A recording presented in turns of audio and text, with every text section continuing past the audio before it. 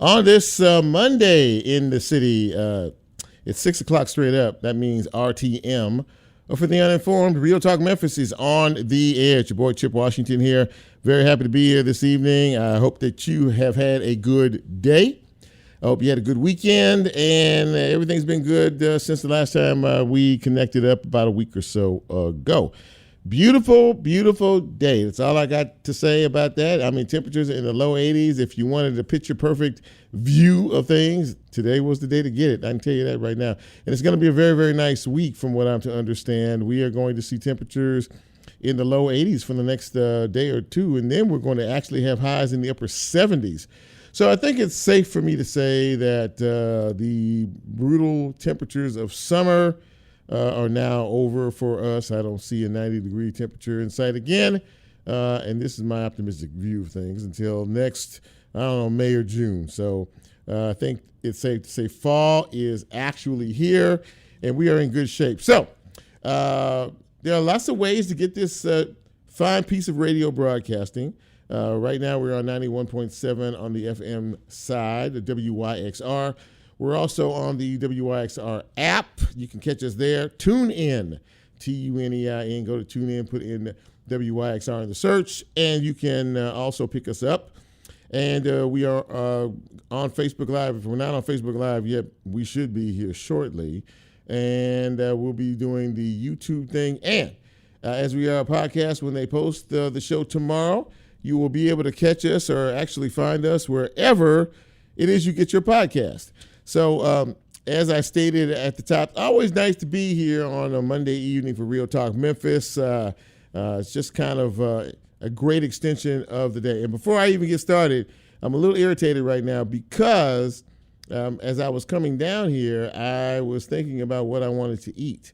And what I want to eat, what I want, I can't get because the place is not open. And nothing to do with this show. It's not open. So you want to know what I want to eat that I can't get because the place is not open? Okay, I'll tell you anyway. I want a glazed donut twist from one of my favorite donut shops now. Somebody sitting in the studio just staring at me like, huh? That's what I want. I want a glazed donut twist. There's a place on, y'all know the place on the Union? I can't think of the name of that donut shop on Union. Across the street from Kroger's. That's where I want it from. Yeah, that place. Yeah, and so they're not open again until like 3 o'clock in the morning. So anyway, too bad for me. Anyway, so we have a good show for you tonight. I think, as per usual, we try to provide you with some good guests. Henry Reaves, let us be your voice, is the attorney. He will be on the show a little bit later on, talking about why he feels it is such an important component to give back to the community that he serves, outside of the fact that he provides legal representation.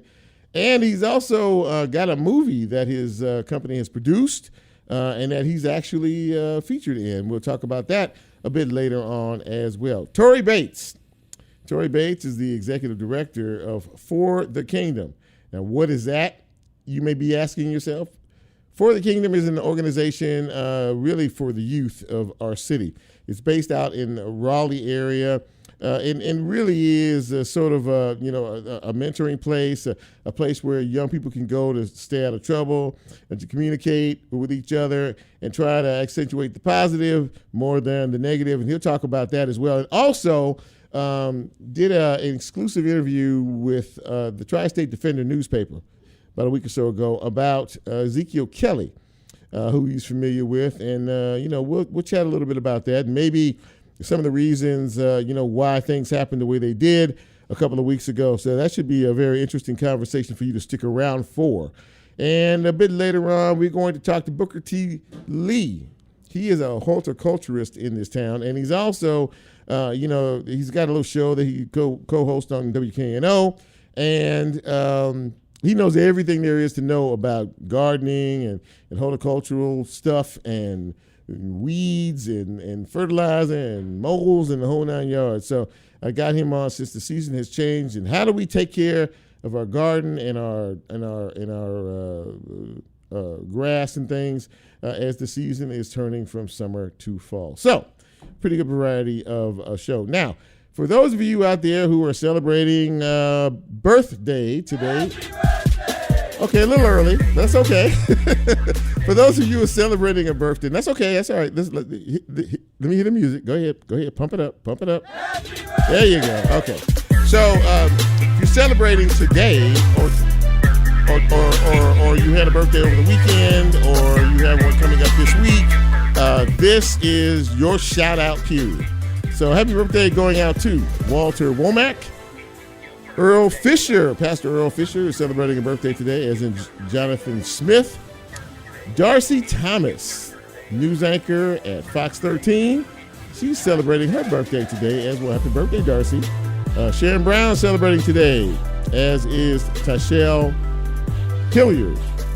And Anderson is celebrating her birthday today, as is an old friend of mine, Keith Collins. He's celebrating his birthday today as well.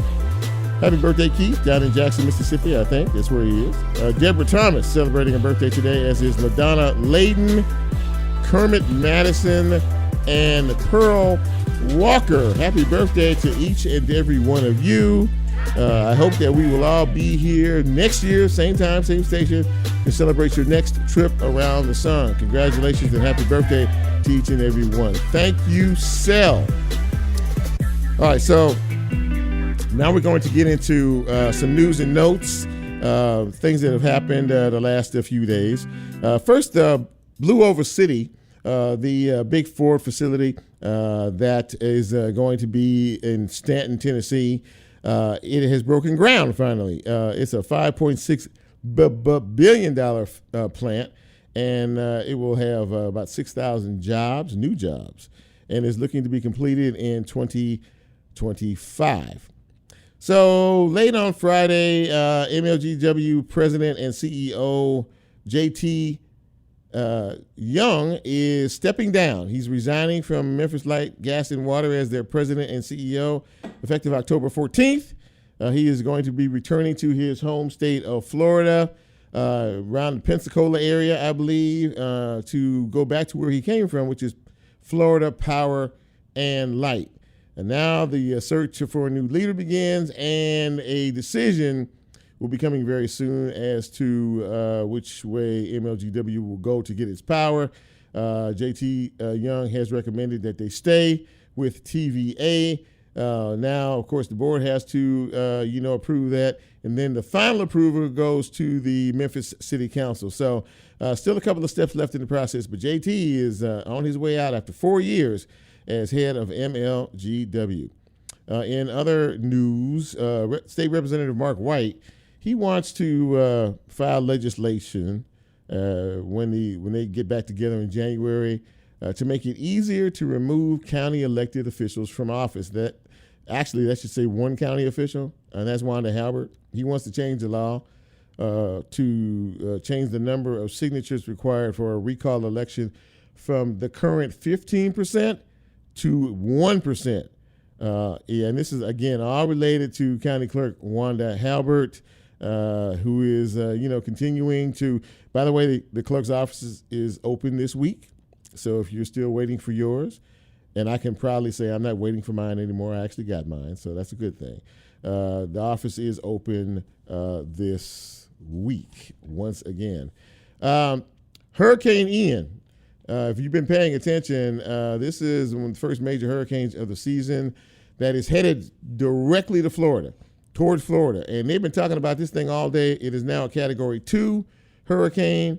It is forecasted to be a Category 4 hurricane by either Wednesday night or Thursday morning, and it could reach landfall somewhere near Tampa Bay by later on this week, which really could be disastrous. So I know this is fall break. A lot of folks are preparing to, take some time off, and the destination of choice is Florida generally. But I would advise not to be there or head in that direction at all, and just keep your eye on the weather and pray for those folks down there, because now they're calling for evacuations and getting the heck out of there, at least for the next few days, because they could get anywhere from 10 to 20 inches of rain, storm surge, high winds, the whole 9 yards. And so in the good news department, I always like to lead end with that if I can. Memphis rapper Glorilla donated $25,000 last Friday to her alma mater, her high school, MLK Prep. And, of course, I'm to understand that she's an up-and-coming rising star in the rap game. So once again, congratulations to Glorilla for giving back, which is what you need to do. If you make some success here, you need to turn around and give back to those who are following in your footsteps or coming up behind you. So she did that, $25,000 to her old school. That wraps up news and notes. And so when we come back from this first commercial break, we will get into things. We'll talk to Mr. Torrey Bates, the executive director of For the Kingdom, and we'll try to see if we can't figure out, from his perspective, just what Ezekiel Kelly might have been going through prior to his acts a couple of weeks ago. This is Real Talk Memphis. I'm Chip. We'll take our first break, and we'll be right back.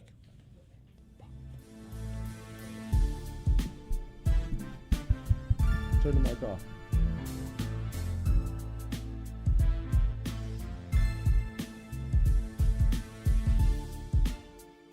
If you like Real Talk, here's a way you can get involved. Do you have a show topic idea or suggestion? Want to be considered a guest or have a guest idea? Then send Chip a message on his Real Talk show page and you can be a part of the Real Talk experience. So as he always says, go out and tell somebody. We'll be right back.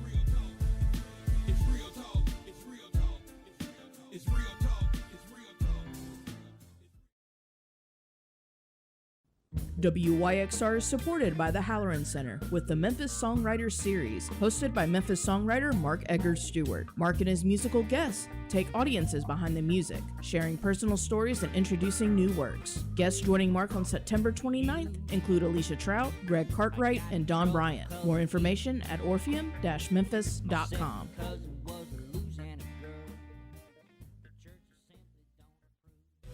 Minglewood Hall presents Lucy Dacus on Friday, October 14th. Lucy Dacus is a musician, performer, and storyteller. Her most recent album, Home Video, was named a top 10 album of 2021 by NPR Music, USA Today, Rolling Stone, and the New York Times. For more information, visit minglewoodhallmemphis.com.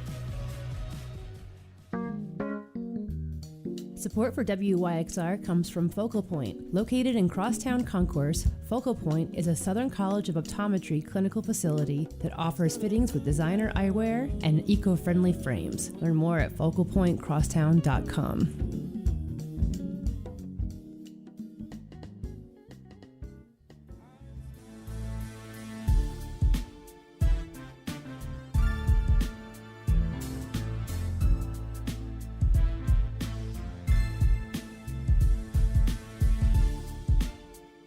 Get Real Talk on the TuneIn mobile app under WYXR, and he's now streaming live on Facebook. And you can also catch a rebroadcast on YouTube. Just put WYXR in the search box and hit subscribe.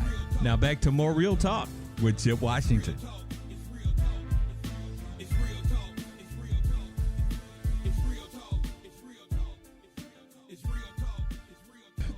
And welcome back to Real Talk Memphis on this Monday evening, beautiful Monday evening in the city. Glad to have you with us. And as I said before the break, a lot of us, experienced something a few weeks back that none of us had ever experienced in the city, which was to be on lockdown, as a particular incident took place. Well, I don't know how long ago it was, fairly recently. My next guest sat down for an interview with the Tri-State Defender. He is the executive director of a youth organization in the Raleigh area, called For the Kingdom, and his name is Torrey Bates. And Torrey, thanks for coming on the show, man. Really appreciate it.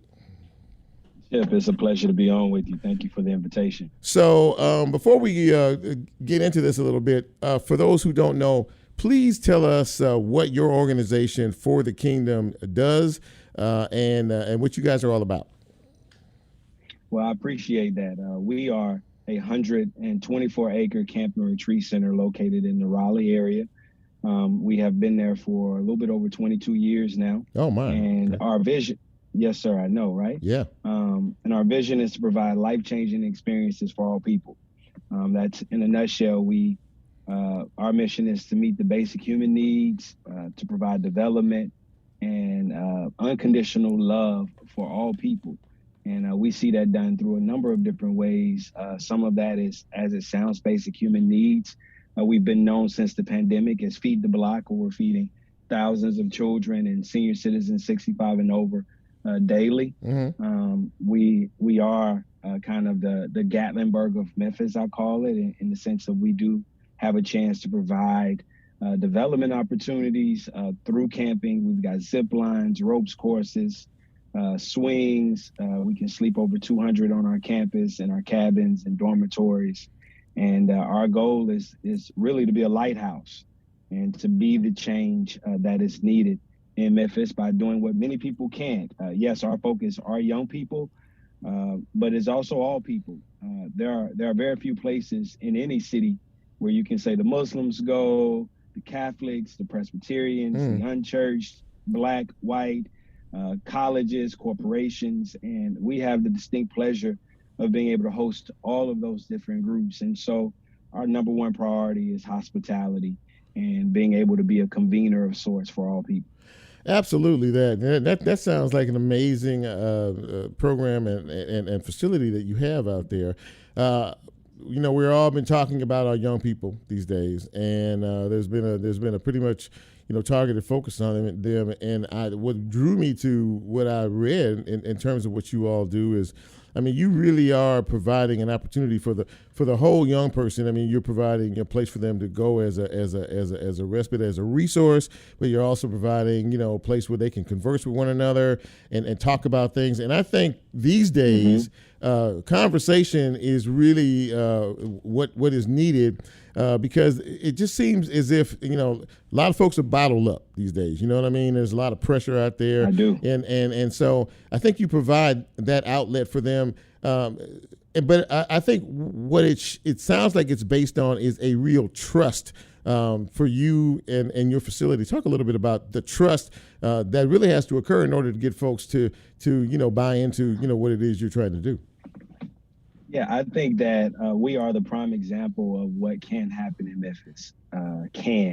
Up until 4 years ago, most people saw us as just a rich white man's house at the top of the hill. No one knew that we were there for the community.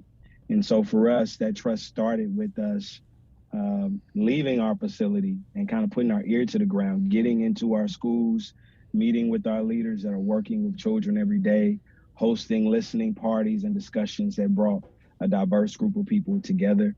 And out of that, the walls began to kind of go down in our community. Prior to that, we had break-ins, we had robberies because we were kind of siloed away. Yes, people came to us for camping retreats, but they weren't people from our neighborhood. And so what we've tried to do over the last almost 4 years is we've tried to build the trust by just showing that consistent love, by not standing around looking for a pat on the back, but giving our life away without expecting anything in return. Mm-hmm. And what has happened is that the love is felt.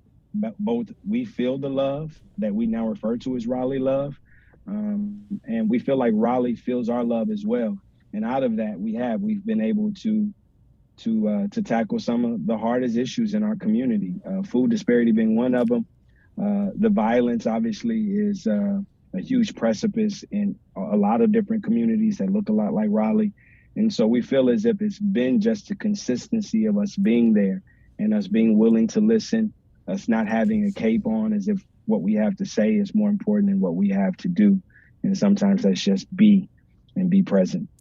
If you're just joining us, we're speaking with Torrey Bates. He is the executive director for the Kingdom, and really giving us a good glimpse into what they do is in terms of an organization. Now, I want to shift gears a little bit and talk about this article, this story that you did, which was quite revealing with the Tri-State Defender. And you know Ezekiel Kelly, and I don't know for how long, but you gave some pretty interesting insights as to him as a person, because quite honestly, Torrey, a lot of us are still trying to figure out, what was behind all of this, why it happened. And then people start digging into backgrounds and coming up with theories about things that they don't really know. But you do, and share a little bit of that insight, if you would not mind, in reference to him. Yeah, I mean, I would just say, first of all, one of our young queens who serves with us knows Ezekiel well. I have not ever met Ezekiel. We do have one of his little brothers that attends after school. He's on our campus 5-6 days a week. He rides his bike up there to play ball, to get dinner, just to hang out. And what I would say is, it's kind of what we have all around our city and all around cities around our country right now, is that we've got young people who are raising themselves. And it doesn't matter if you're coming from well-manicured lawns or you're coming from places that look like Raleigh or Frazier right now, where the poverty percentage is really, really high. I think Ezekiel's story represents really twofold. One, the decay in the Black family, where, again, he's raised himself, and so that there are counterfeits in our communities, like gangs, that do give young people, young men, young women, a place to belong. And that relationship is not based on love, not the kind of love that we would want, but it is accentuated by daily violence vitamins. And we don't typically do anything, right? And so I would say it first starts with the decay in the Black family, where we have our minds so set on earning $1, even if it means I have to work a couple of jobs in order to do it, that we leave our children at home with no guidance, without having to ask for permission to go outside, without being able to experience love at a high level. And then I would say the second part of that just has to do with the community. I think that Ezekiel felt like a lot. The rehabilitation that does not go on when a young man is arrested or a young woman is arrested. The arrest alone, the incarceration alone doesn't solve anything. And so I think you take the two of those, you combine them together, not having any background, a foundation of love that he would always be accepted in. And then the incarceration of another young man who's really not taking away from the violence, but the violence is now essentially being given to him on steroids while he's incarcerated, along with the access to drugs being readily available as they would if he was not. And then just dropping that young man back out into the community with no game plan, but now with a felony record and not able to get a job. There are no life skills. There are not a lot of people in our communities that are accepting of young men like him. And he's not the kind of young man that's going to walk into your church on a Sunday. And unfortunately, the majority of our churches are closed outside of Sunday, right? And so where does a young man like him fall? Let me ask you just a simple question that may be a complicated answer. I mean, what do we need to do to reach people like him, who may be, at a crossroads, and who may be facing choices, and many of those choices may not be positive choices. The pull of the streets is extraordinarily strong. But how do we reach young folks at critical junctures in life, to keep them having situations like we had not too long ago? I know it sounds simple, Chip, but I would say love. The kind of love that does not make an excuse for what you do, because as we all know, that's not love, but the kind of love that accepts you regardless of what happens. I think that has to be the foundation. The kind of love that would visit that young man while he's incarcerated right now, right? It's the kind of love that must be exuded. And second to that, I would say that we need resources in communities that give other options to the drugs and to the gangs and to the kind of other ways in which young men and young women have a way to go and earn while they're young. And I would say that we have to have job and work readiness initiatives in our communities that reach young people at an early age and help them matriculate through. And then we have to provide the kind of exposure with that love that gives them an opportunity to see more than Raleigh, more than Frazier, more than North Memphis, right? I think it's a combination of that, the kind of love that is thought thoughtful enough to think about a young man or young woman and what it's going to take to allow them to grow, and that can inspire them to be more than what they've seen. Before I let you go, for people who don't, want to know more about your organization, and it sounds amazing, Pastor Ricky Floyd thinks he told me he used 2 words to describe you. He said he's real. And that's a high praise coming from him and Charlie Caswell as well. But how do people find out more about For the Kingdom? I want people to really understand about, if they want to reach you, how they do that. For sure. You can find us on any digital platform at FTK Memphis. You can find us online at www.ftkmemphis.org are the best ways to find us. And our campus is open Monday through Friday from 10 to 6. And we're located off of Raleigh-Millington Road. You just Google For the Kingdom, Memphis, Tennessee, and you'll be able to find us. Torrey Bates, Executive Director For the Kingdom. Thank you, sir, for taking some time out of your schedule to chat with me and our audience. You gave us some really good insights, and God bless you for the work that you're doing, and please stay safe out there. Have a wonderful evening. All right, you too. Thank you so much. Torrey Bates, ladies and gentlemen, for the Kingdom is his organization, and really some great insights into what some of our young people desperately need in this town. We've had this conversation, several times in the past, and we're going to continue to have these conversations until some action is actually taken to back those words up. We're going to take our next break, and when we come back, we're going to shift gears a bit, and we're going to talk to a man that many of you are familiar with in this town. We're going to talk about his work as an attorney. We're also going to talk about his philosophy of giving back to the community, and a couple of other things. This is Real Talk Memphis. I'm Chip. You know who you are. Quick break. Right back.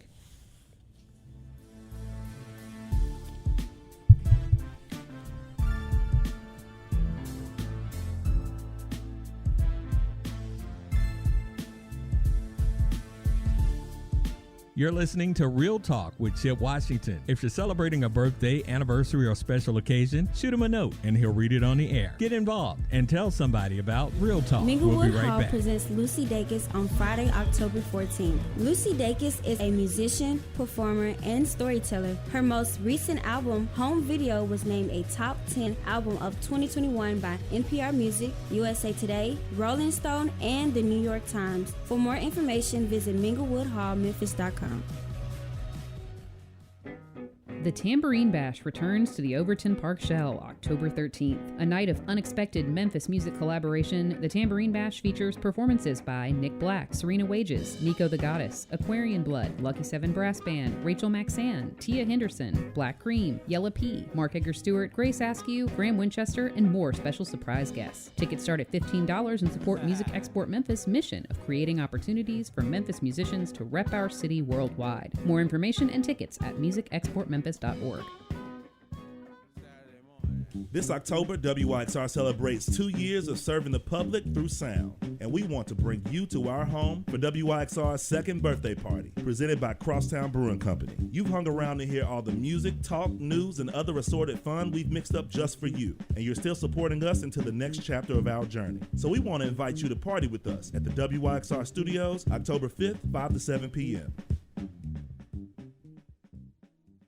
The Brooks is open in Overton Park. Home to Memphis art collection since 1916, the Memphis Brooks Museum of Art holds the largest collection of world art in the region, with more than 10,000 works spanning 5,000 years of art and cultures. Remember, every Wednesday is free and open until 8 p.m. They are a proud sponsor of WYXR. For more information about the museum and their exhibitions, visit brooksmuseum.org. You belong at the Brooks. Art Walk is returning to the V&E Green Line on Saturday, October 8th, from 10 a.m. to 5 p.m. at the Station House on the corner of Avalon and Tutwiler near Crosstown. Enjoy a local artist market, craft, beer, food, music, and more. All proceeds support the V&E Green Line. More at vegreenline.org. Music meets you wherever you are. A great record finds you, and the trick it pulls off is that it records you. The music always remembers who you were when it first hit you, and for the rest of your natural-born life, wherever you go, music can take you back to whoever you were. At Loaded for Bear, the way we approach art and brand design is to find our clients wherever they really are, meet them there, and create lasting work that captures who they are. Just like y'all, we're from Memphis, and we're listeners. Loaded for Bear is proud to ride for WYXR and community radio anywhere.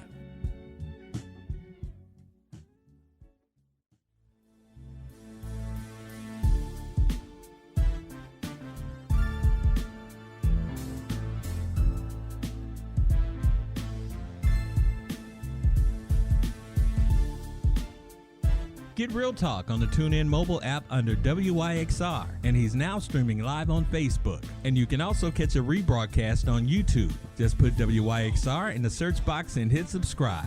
Now back to more Real Talk with Chip Washington.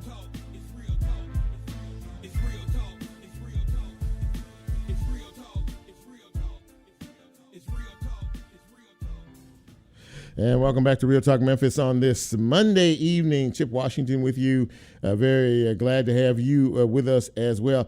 As is my next guest, and I'll just say one thing, one catchphrase, and you automatically know who I'm talking about. Let us be your voice. Now, when I posted that Henry Reaves was going to be on my show this evening, it was a phenomenal response in terms of, folks knowing who he is. And I'm very happy to have him on our show tonight. It's the first time we've had a chance to chat. So it's good to have you on the show, Henry. Thanks for coming on Real Talk tonight. Hey, definitely honored to be invited. Well, I tell you what, man, listen, we all know all too well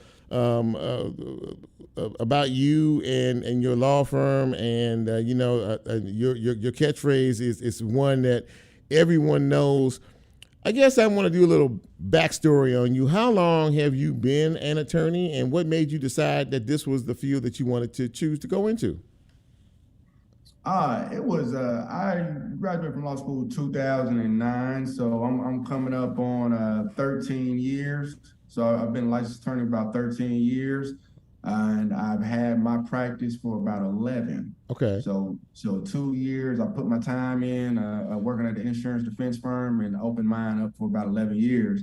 And the thing that kind of, drove me to be a lawyer, why I kind of want to be a lawyer is, just my, the neighborhood I kind of grew up in. When we looked around, the only people who I saw who were like really successful and had lots of money and stuff like that were like drug dealers and their attorneys. And wow. I didn't want to sell drugs. And so I had a cousin who was an attorney, and like the drug dealers, they had nice European cutlasses and Chevys and stuff like that. But my cousin, he had a Lexus. He had a bubble eye, pearl white Lexus. And I just, when I saw him, I just knew it was just different. And so that was, one of the first seeds of just really planting and someone showing me that there was a different way.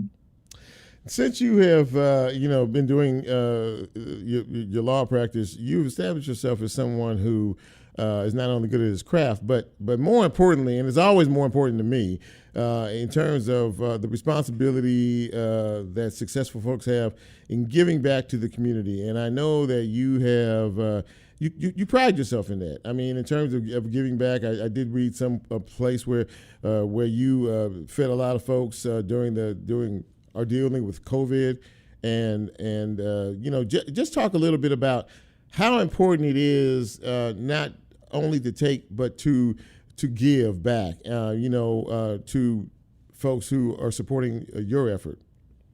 Man, I think that it comes from a couple places. One of them is just kind of coming from humble beginnings, and I know how important it is to kind of get help in those times of need, and also how much it means to really, to really be there for the people when they may or they may not have it. Mm-hmm. And in addition to that, just anyone who's been successful, anyone who's reached any level of like financial success, there becomes a point of diminishing returns where it's like you got this money and you have this amount of joy from getting money, but in order for you to get more joy, you have to help other people. It's not just about you anymore. And so a lot of this stuff that I do, if I have to admit, it's selfish in a way, because it makes me feel good as well. So I do receive joy from helping other people.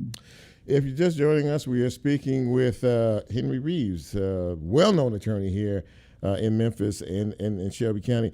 And I was before I was thinking about you earlier today, before trying to prep for the interview, and there's one commercial spot that you do that I haven't seen it in a while, but I just think it really speaks to kind of what you just said. You did a spot a while back with your son, and you and your son were having a conversation, just about life and the importance of being.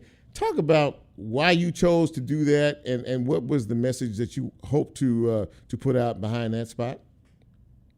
Well, a lot of the times when I do the commercials or when I do my ads, I figure that the people are going to see it. So if I have an opportunity to feed them and provide positive images of Black fathers and Black men, if I could accomplish all that at the same time, I definitely want to do it.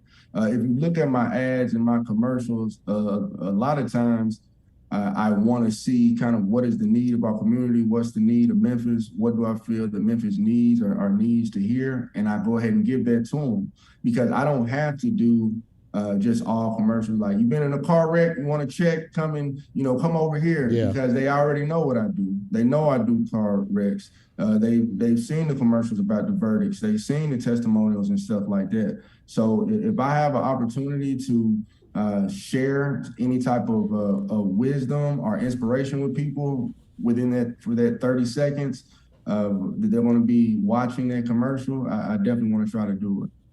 So let's shift gears a little bit, and I think it's fair to say that another passion of yours is the film industry. You have a project coming out called Queen Rising. It is, I think it's a screening this week. And tell us a little bit about Queen Rising, and your company is producing it, why you decided to do that, and what this project is all about.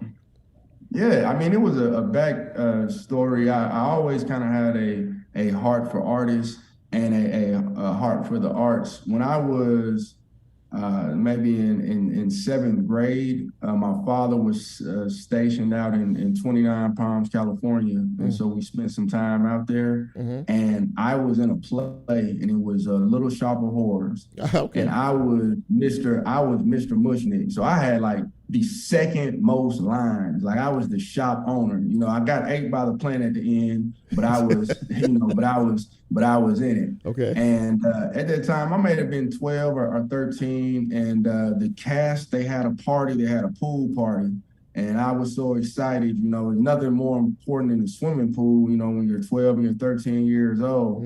And I went to had my mom get my stuff and get me dropped off.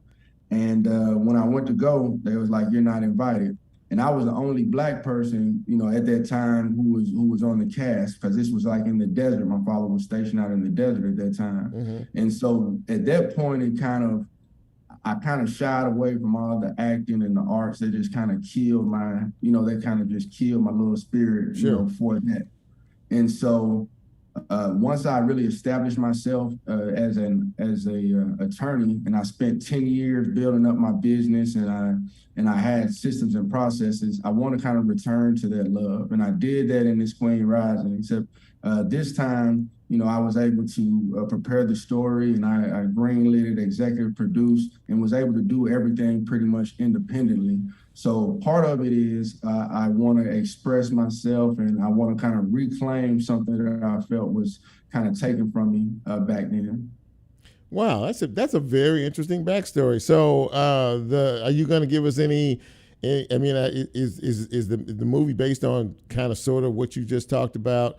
No, well, this movie, it starts October 7th. It's going to be running in the theaters for, it'll be running in the theaters, all the way probably up until, till November or something like that. But it's a suspense thriller, and it's based here in Memphis. There's a Memphis-based actors. I have a Memphis director. I have a Memphis cinematographer. But when I kind of came into this, just the way that I look at the law firm, I understand that Reaves Law Firm, I know that I don't just represent Henry Reaves. I know that I represent Black businesses, period. And so there's a certain level of quality that I want to try to bring to my law practice. And I felt the exact same way with making this film. And I didn't want it to be just because it's a Black film or just because an African-American produced it and financed it. I want to make sure that the picture quality, the sound quality, the writing, and the acting is all on par.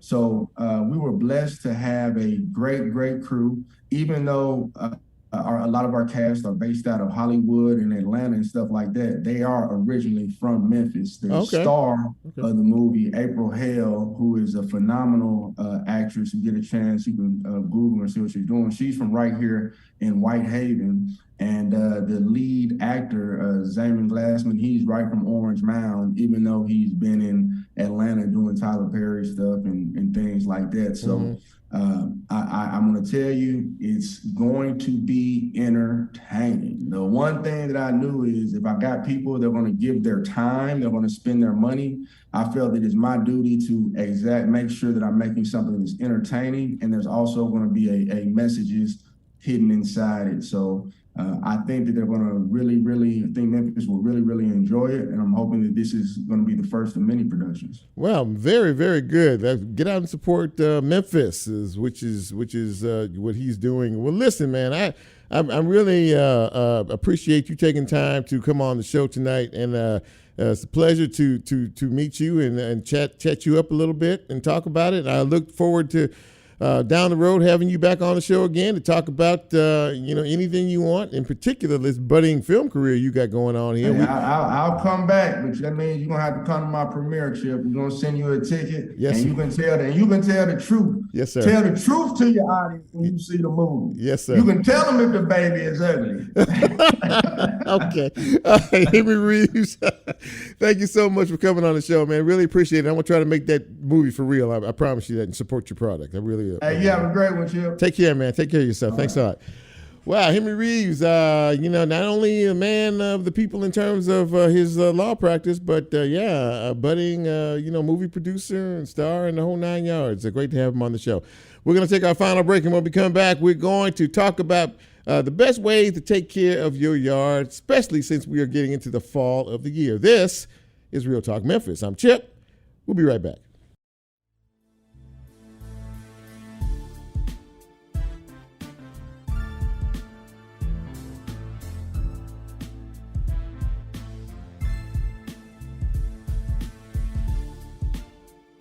If you like Real Talk, here's a way you can get involved. Do you have a show topic idea or suggestion? Want to be considered a guest or have a guest idea? Then send Chip a message on his Real Talk show page, and you can be a part of the Real Talk experience. So as he always says, go out and tell somebody. We'll be right back.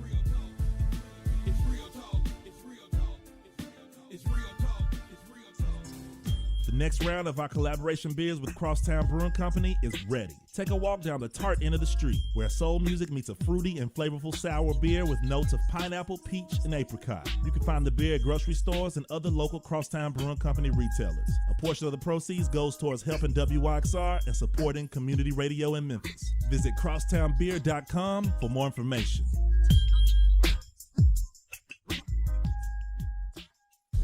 Support for WYXR comes from our partners at Spaces Group, a certified Miller Knoll dealer. Spaces Group is a commercial furniture dealership located in Memphis, Tennessee and Jackson, Mississippi, specializing in furniture for the corporate, healthcare, educational, and nonprofit markets. More information at spacesgrp.com or their Instagram at spacesmemphis. Support for WYXR comes from Focal Point. Located in Crosstown Concourse, Focal Point is a Southern College of Optometry clinical facility that offers fittings with designer eyewear and eco-friendly frames. Learn more at focalpointcrosstown.com.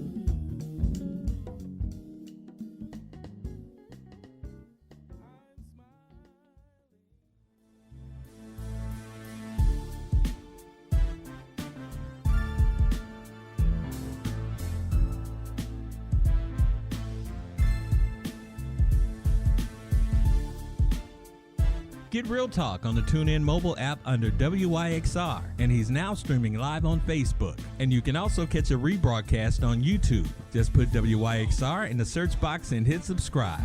Now back to more Real Talk with Chip Washington.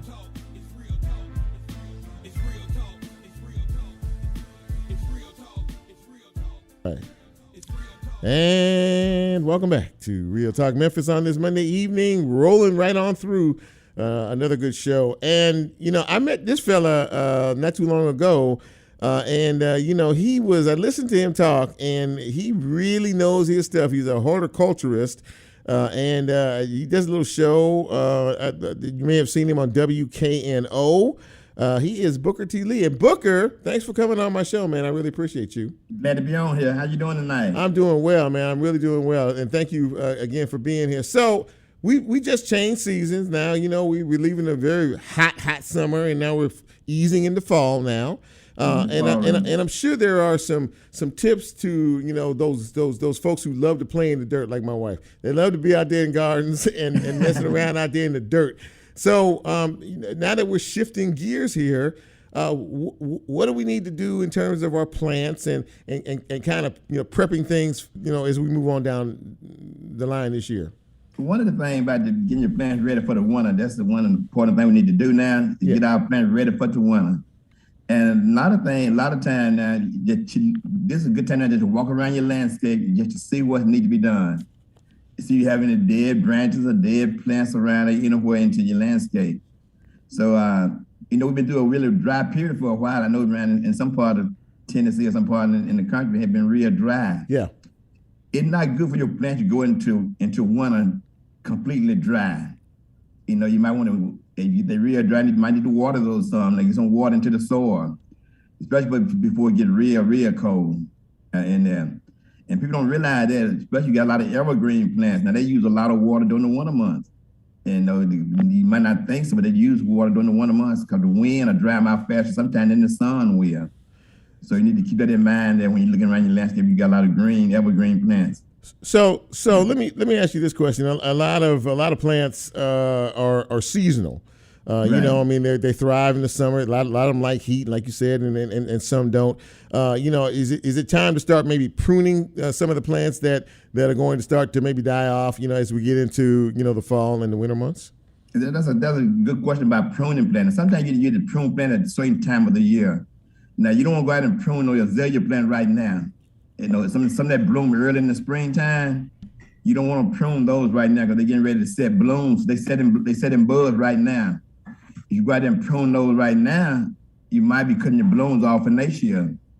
So now, like some of the plants that you can prune now that are like a lot of your large trees, your oak tree, your maple tree, you got some big trees that need pruning. This is a good time to do that once they go dormant.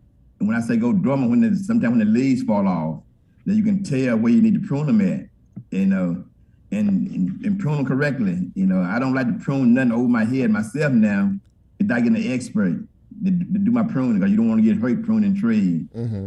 But a lot of times you plant pruning, you need to prune at a certain time of the year. And most time, the best time to prune plants, you don't know when to prune them once they finish blooming. If you have a plant in your landscape, once it's finished blooming, you want to prune it then. Fertilizer. A lot of folks saying, put that down out there that, helps to absorb the moisture. I think I heard you say once upon a time. But as we get into this change of season, this is a less important component, no? Yes? Yeah, fertilizer is very important in your plant. And not only the fertilizer you plant, but the soil pH of your plant. Most plants need a soil pH between 6.0 and 6.5. The only way you can tell that by doing a soil test, and this is a good time of year now, the fall is the best time of year to do a soil test. It'll tell you what you need to add to your plant and kind of fertilizer. We need to add lime to it. You can add lime to it now. You need to add some other kind of fertilizer to it, like your phosphorus and potassium. This would be a good time to do it now. You don't want to add a whole lot of nitrogen fertilizer to your plants in the wintertime because you don't want to give them a whole lot of extra growth. And during the fall of the year, because we have a real cold spell, they can be damaged all by that. So, but right now, do a soil test. I know where you locate. Check with your local extension service. They have soil boxes, information sheet to tell you how to do a soil test, and that'll be your best time to do that. If you're just joining us, we're speaking with Booker T. Leigh, the horticulturist out there at the UT Extension, and he's kind of giving us some tips as we, for our yard and garden as we enter into the fall and eventually into the winter months. Booker, what is the biggest mistake that people make in terms of their gardens and plants and trees and things like that as we change from season to season, and particularly as we're heading into the fall? What's the biggest mistake folks make? We get a lot of phone calls now. People want to know about cutting it by the lawn grasses. When the grass begin to go dormant now, you got your Bermuda grass and your Georgia grass. Those are the two warm season grass. In a couple of weeks from now, they be turning brown. Mm-hmm. We get a lot of calls that I need to cut my grass real low. For the winter months, I need to leave it the same height. You want to cut it the same height that you're doing it right now. You cut your grass the same height. You don't want to cut it too low, because you cut it too low, the root can be exposed to the cold weather, or hard freeze somewhere, and it can damage the lawn grass, Spinacia, and it won't come out. They see it not coming out in the springtime because they damage the root system in the wintertime. So don't cut it too low, and do not fertilize your warm season grass now with a nitrogen fertilizer, because they're getting ready to turn brown and go dormant right now. When I say go dormant, you don't start seeing it turning brown. Another thing, your grass turn brown on top, but those roots are still active in the soil. So even though it's dormant, the grass is not growing. I mean, it's still active underneath. The roots are still active in the soil. The top part just killed off because of the cold weather. And because that what got it brown. But you need to make sure that now, if you don't realize this is a hard thing, but a lot of times we go through a real dry winter. Yeah. You might need to give your grass a little water, because those roots in the stick, you keep some water in those moisture in those root system. A lot of times we don't need to do that because we get a lot of rain during the wintertime. Mm-hmm. You don't need to do that, but a lot of times I'm saying there's a real dry spell now. There's a real dry spell, but that hardly happens sometimes. That hardly happen, but it could happen. Those roots are still active in the soil. Does the temperature, we've seen some pretty extreme temperatures this summer in particular, and we're getting down into the 80s now, and maybe a couple of 70s, and before things settle in. But even at temperatures of 80 degrees, 85 degrees, whatever, I mean, is it still necessary to get out there and put water on it, or just let the process take its source as far as getting brown and kind of moving on? You probably won't need to do that. If we had some rain going into the winter months. We've been dry for a while right now. We had some rain. Some had some rain over the weekend. Yeah. And that should be good right now. That should be good for your grass right now. But like I said, they'll start turning. With the cool nights coming down, it's going to start turning brown soon. You'll see it turning brown later on. Cause I'm more mad now, probably about every 2 weeks now instead of every twice a week. It beginning to slow down some. You see it beginning to slow down some because you're not growing as fast as you used to. Now you got you have a cool season grass now, like fescue. Yeah, that's a cool season grass. It's going to start growing now. It don't start growing, and you might have to cut that during the wintertime because it's a cool season grass. Oh my gosh! It grow during the winter months. Oh my gosh! It's always something, man. Listen, I'm getting pressed for time here, but one quick question: are moles and voles and them nasty little things active during the winter months? Yeah, you don't see them you don't see them a whole lot during the winter months, but they still be active in the winter months. Sometimes they go down in the soil a little deeper. You don't see them. And but those you might see a little small. Now bowls and mold are two different things now. Okay. A bowl makes small holes into your soil. You see them in there. They make a small hole go down in the soil. Yeah. Your mold kind of lift the soil up, so you see what it kind of roots up in there. Yeah. And we get all kind of calls, people got all kind of idea how to control those molds in your yard. Mm-hmm. I got ideas. Gum, chewing gum, and all this, but UT recommendation to get you a mold trap. Yeah. Trap those molds in there. Yeah, I'm gonna trap somewhere. I don't know what I'm gonna do. I'm about sick and tired of molds too. But listen, Booker, thank you so much, man, for taking some time to come on the show today. I really learned some things. I enjoyed it, man. Thank you. Anytime, I'd be glad to. And well, thank you again, and appreciate you and all your work, man. And we'll be talking soon. Appreciate it. Thank you. Take care. Yes, sir. Well, I'm about sick of cutting grass. I can tell you that right now. That's something that I'm not going to miss. I think I have to cut it at least one more time just to kind of get it evened out or whatever. But I'm tired of cutting grass. So I'm glad the seasons are changing. Hey, listen, this has been a great show tonight. And even if I did not get my glazed donut before the show, I still enjoy being here with you for this hour. And as Cell plays us out as we wrap up another edition of Real Talk Memphis, listen, thanks for joining us tonight. Really appreciate you. Rachel and my brother Mike is on there. James Winfrey is in the house. Randy P. Leslie. I saw Mandra McLaughlin, a.k.a. my little brother, Audrey Hill, and several other folks tonight on the Facebook Live line. And so, listen, we're always trying to grow. We're always trying to improve. And we're always trying to do better. So, if you like what you hear, you like the whole concept of the show, go out and tell somebody, okay? Because together we grow. So for all of us tonight, having a great time tonight. For Cell, for Nicole, for Lola, I'm Chip. And, again, thank you, sincerely, thank you for joining us tonight. The Lord says so. We'll be back here next week, same time, same chair, and we'll try to do it just a little bit better. In the meantime, in between time, for all of us here at Real Talk Memphis, we are out. Have a great week.